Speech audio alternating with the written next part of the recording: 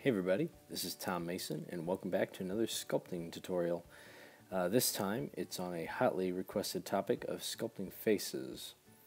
So what you see here is this is just a demo piece that I'm doing, so it's not actually on a figure, but what I like to do whenever I'm making a miniature is make sure that you a head or face, you want to start by having a bit of a loop or something on the at the end where you're going to place the head. So that's what I was kind of flattening and bending it out there. It also, for practice, a great thing is just to get small nails.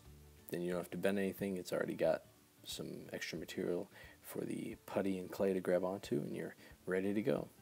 So right here I'm just putting down a quick layer of green stuff, and I'll add the FIMO. And I'll let this play for a minute, and then we'll get back to the more important stuff of adding details to the face.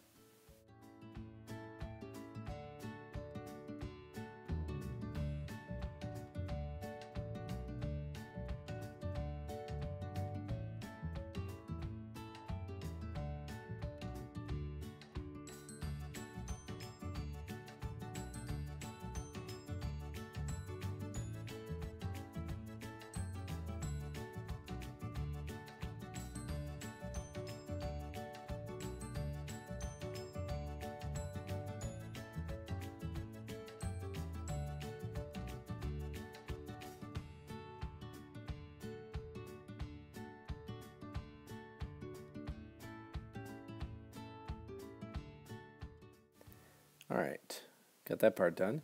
While this tutorial does focus mainly on sculpting the face, it's not a full-fledged head sculpting tutorial. I did include that in this video just for you to see what I'm doing here, because it is very important when doing a face to have a good structure to the head.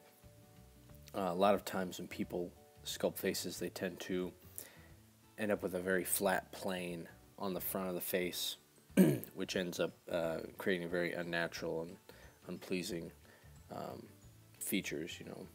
Because if you feel your own face or look at reference, you can see that actually there's a bit of a rounding that goes on. There's some very distinct planes.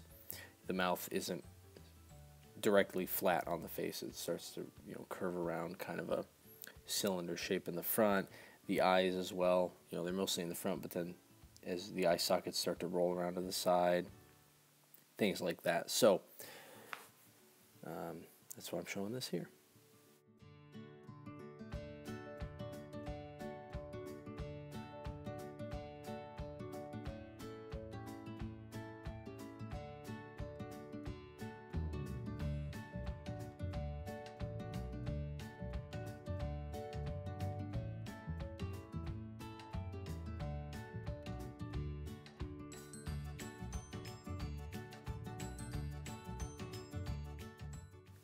So I'm slowly bulking up the form here. As you can see, working on developing the jawline, getting kind of general shape for the forehead as well. You'll also notice I get my ruler out every now and then. If you're just doing it for practice, it's not such a big deal to measure everything specifically, but if you're making a miniature, a head or a face for your miniature, you want to make sure you are measuring it in this stage a lot, because you want to ensure that it's the right size. My heads for the various figures I do tend to be about 4.5 to 5 millimeters tall. I like the way that looks with the proportions for what I do, typically around 35 millimeters, so it makes them about 7 heads tall, which makes them a little more heroic than some. Well, when I say heroic, I mean comic book stylized, rather more like that, rather than what Games Workshop does heroic, where they have a much shorter head height, if you will, like 5 or 6 heads tall. Makes it look more cartoony. Anyways, it's your preference. It's up to you. You're going to be able to use what you see here, no matter the height you're going for. Okay, well, I'm taking special care to define the jaw here, just to kind of sight where it is. You know, the jawline goes about halfway back on the head, and then down a little bit and slopes forward to where the chin is. And what you'll see here that I start to do, right now I'm pulling some putty down or some clay down to just fill in the neck a bit more, but what you'll see me doing with the clay shaper a lot is kind of patting the sides of the face in the front, and that's to create that kind of roundness in those different planes. So what you have the side of the head, kind of where your ear is, and that's, you know, pretty much flat, and then where the cheeks start, that starts to slope forward on either side until you get to the front of the face where the mouth is, and that does flatten out a little bit, or you could even just have it come to a point. That's where that comes together there. Now you see I take the clay shaper and you start to press in. I like to do an entire line across the face. This is kind of like creating a guideline for your eyes, where they will go, and you'll notice I actually ended up in it, and you'll see later in the video, I did press it in a little farther than I meant to, but that's no big deal. You can easily add some additional material to fill in for the eyes down the road. So now that I have the basic shapes of the face or the head done, you can really start to get into some of the details. So here I'm starting to cut off just a little piece of clay for the nose. Some people will pull the material out of the face, but I over the years have found that I can get a lot more interesting shapes with the nose, a lot more control over what it's going to be, what it's going to look like, the size, everything, if I just basically cut essentially a small triangle and set it on there. If it's too big, you can always cut off a little bit, and if it's too small, you can add on a little more material. So you just cut that little piece, set it on right where so the top goes to about where you've set that guideline for the eyes, that little recess you made for the eye sockets, and just slowly, carefully blend it in with whatever tool you're comfortable with. As you see, I use several different ones, so but to get it all worked down into place.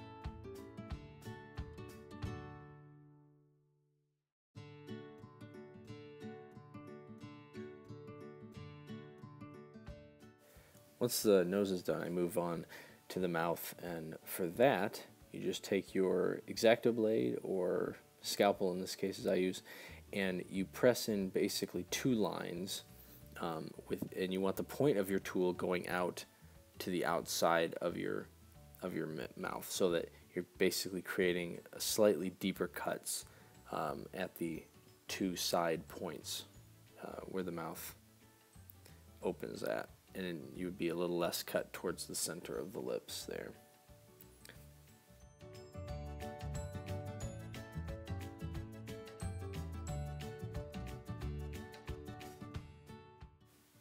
Alright, now I'm just smoothing out a little bit, but as you can see now I'm starting to add in a little bit of material into the eye sockets here, where I mentioned that they were a little too deep before.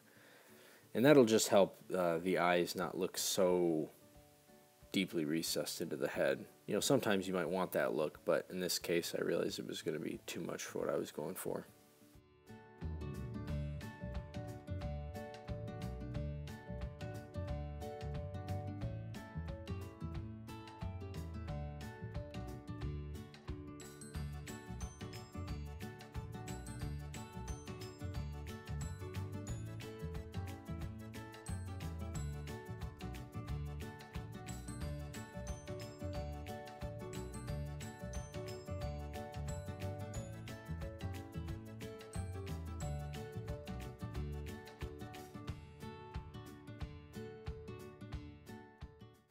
Alright, now that I've filled in the eyes a bit more, it's time to move on to the fun part, the actual technique. So this is how you make an eye, essentially. This little diagram of a diamond. This is the basic form that you'll end up making. So the way that I create eyes, it's very formulaic, and you can do a little tweak here and there, but essentially what you want to do is you take, again, just like you did head your mouth, you take your scalpel and you start by making a sideways V. It doesn't matter which side, it's whatever side you're comfortable on. I usually start on the side that points towards the nose. So what you do is you just cut in, again, with the tip of your sharp tool going towards the outside of the eye, and you press it in, one line on top, one line on bottom to make that V.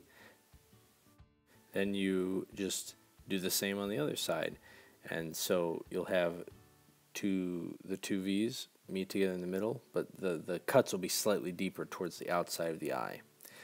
Once you've done that, and I should say I will do these cuts on both eyes first before I do this, but once you're finished with that, you take a probe or needle tool and you just press in a small dot on the 2 points of the V, the outside and the inside of the eye, so to speak. And what that does is that creates a nice roundness to the eye. It almost makes it look like a ball, even though you've only kind of cut in a diamond shape.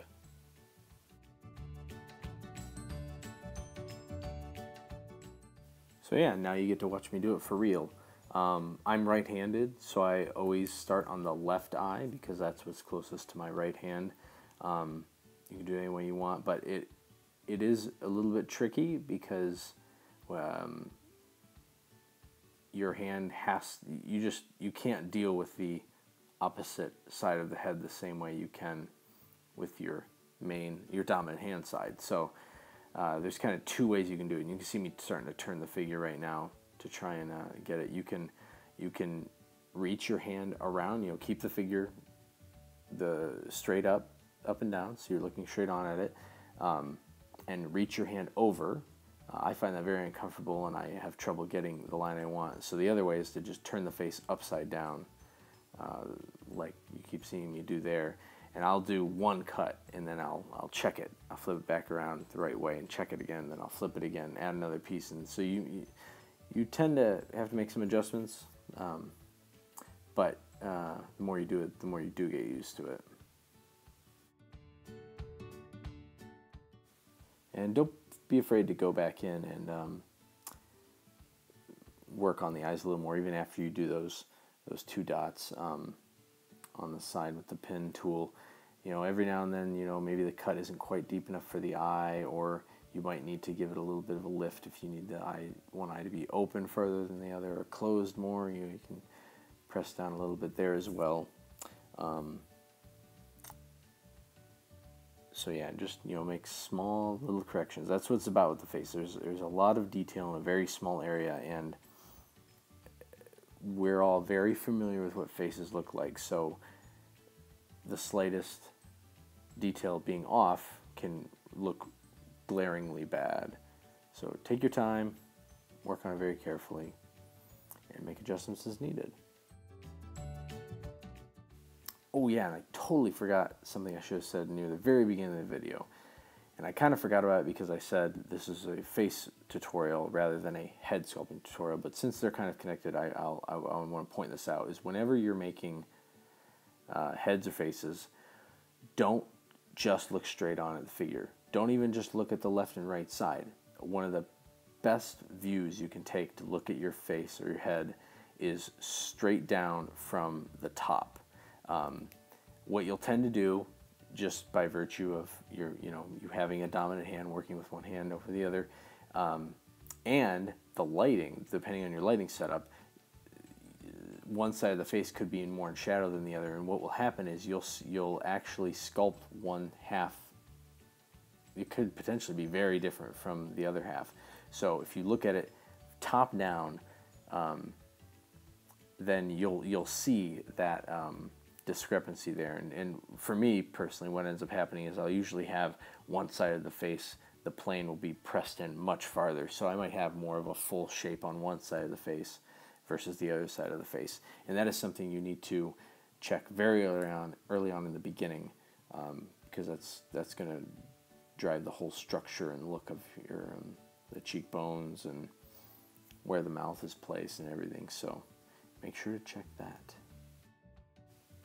Okay, the last little bit of detail, I can't remember if it's happened already or not, but is you can do a little trick similar to the eyes where you, for the mouth, where you press in with the probe there on the sides, and just adds a little bit more depth. And then to create a lower lip, you can just tap with the rounded side of your needle, and that will,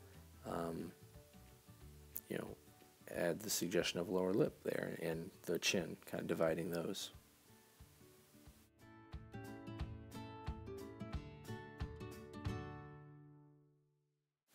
I hope you enjoyed this video. Thanks for watching. Please like, subscribe to the channel if you'd want to get notifications about more sculpting videos or miniature talk or whatever I end up posting up here. And yeah, keep sculpting.